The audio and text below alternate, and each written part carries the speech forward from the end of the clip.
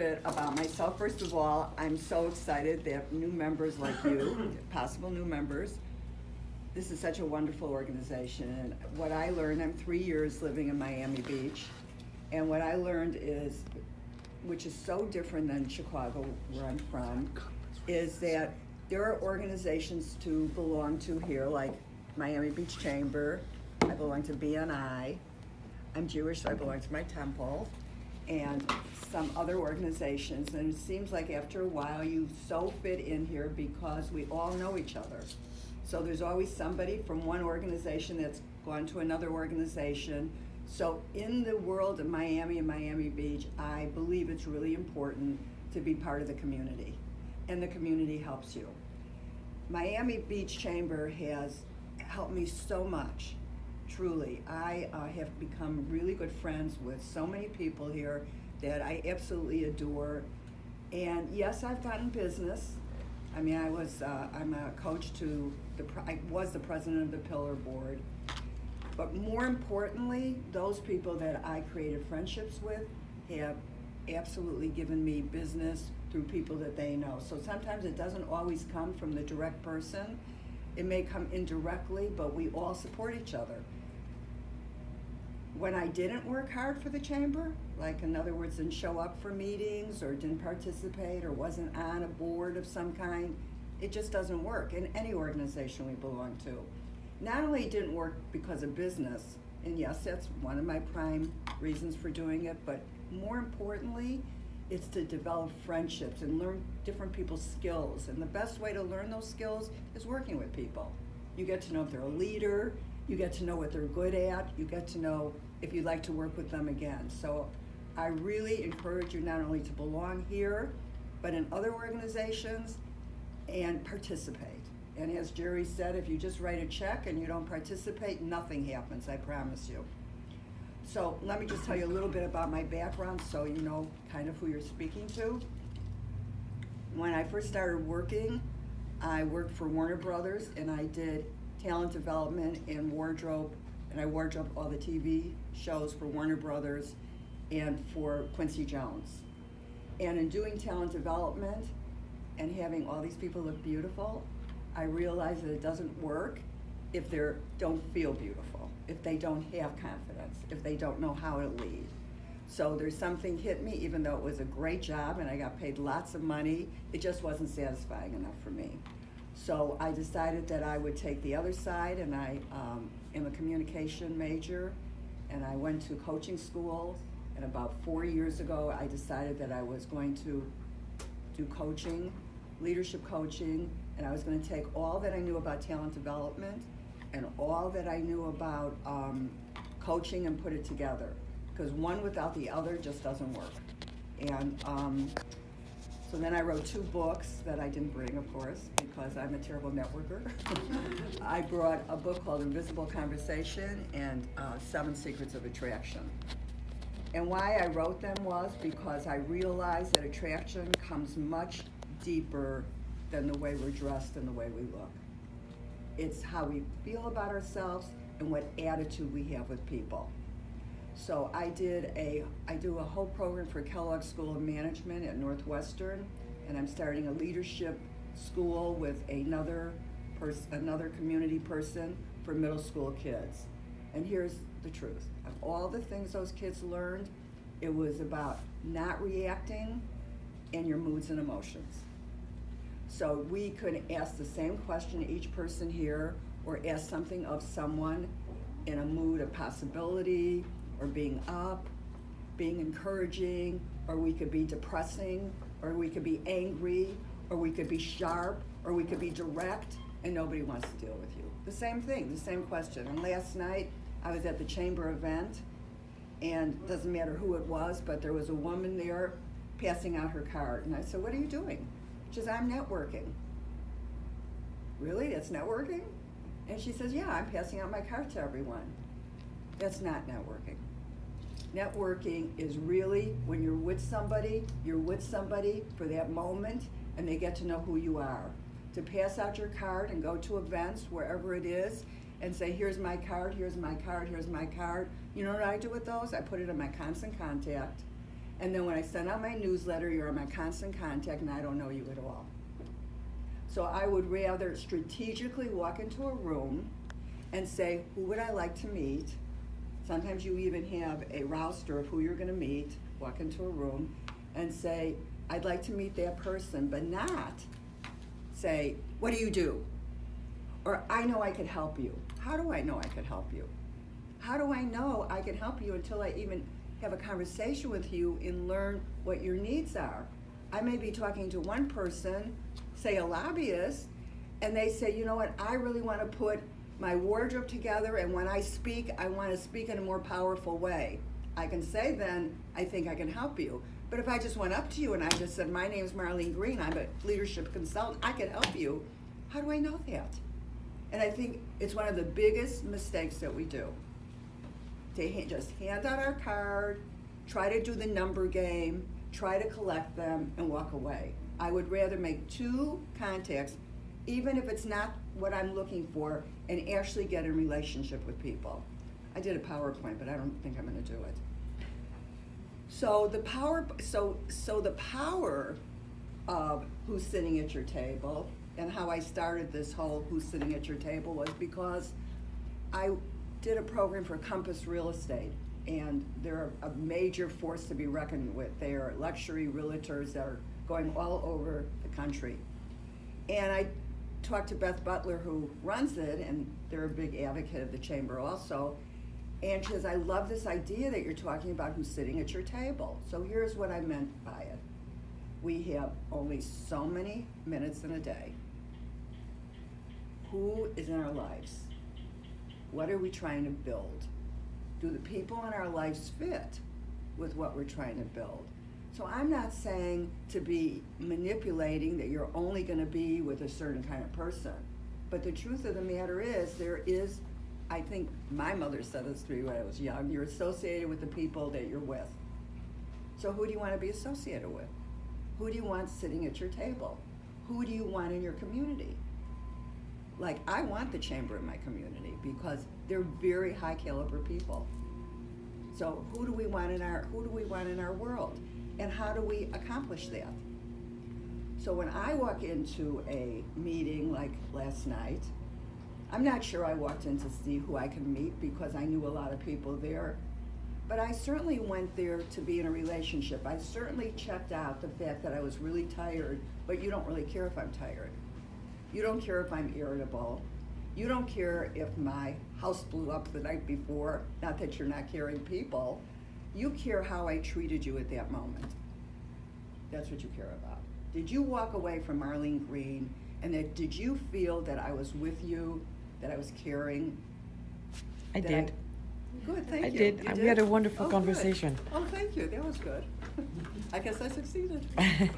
So those are the questions that when I work with my clients that I talk about. I talk about strategically walking in somewhere. Those are the things that to me are the most important. How did you leave the person you just spoke with? And like sometimes somebody does something and we're really mad at them or angry and we think that they really screwed up in one way or the other. So we see that person, the person walks right in our face. What is that conversation? What's the result of it? What are you trying to create out of the conversation? If I say to Wendy, I am really angry about you yesterday, what is the outcome I want? So if I just say, I'm really angry at you, Wendy, and she's already like this, there's no outcome. There's a fight. There's a fight. But if I were able to say to her, I would like to have a conversation with you at an appropriate time, and I'm able to tell her how I feel, we could have an outcome that she can understand my side, I can understand hers, and you want to know what happens then? You get into a deeper relationship. But if you go after someone and make them wrong, there's no place to go. There's no space you've given them to be right, wrong. What difference does it make? What we're all trying to do is be in relationship with people. We're all working so hard. What is it you want to accomplish? What do you want to accomplish out of the chamber? What do you want to accomplish out of relationships? What do you want to accomplish in your companies? So why I chose the fact that I'm a leadership trainer is because I work with people to lead their teams. I work with financial companies. I work with entrepreneurial companies that have teams, because each one of us is a leader. So I'll give you an example. I did a program for Nautilus middle school kids. I know nothing about kids. My friend is very big in the school system, and we're sitting in this room 1 year ago for the education committee, and this woman turns around to me and says, do you want to start, I think you should have a leadership school. I said, fine, fund it. You know, I was really flippant. And she said, I'm done. This is because of Miami Beach Chamber. 1 year later, we have a manual that is unbelievable. We did 2 pilots, and we are taking this on the road because my commitment in life, my whole life, is to help kids. That's been my commitment, kids and women. But I have a lot of men clients. But that's been my commitment. So we did a 1 hour pilot, and we worked with 25 middle school kids. So then next week was 3 hours, 1 hour for 3 weeks. And I said, so what did you learn? Because they just kind of stare at you. You know, I had all these exercises. I had no idea if I was reaching them. And this little boy, Diego, raises his hand and he goes, He's my son. That's your son? Yeah. Oh my God. You know about this? Yes.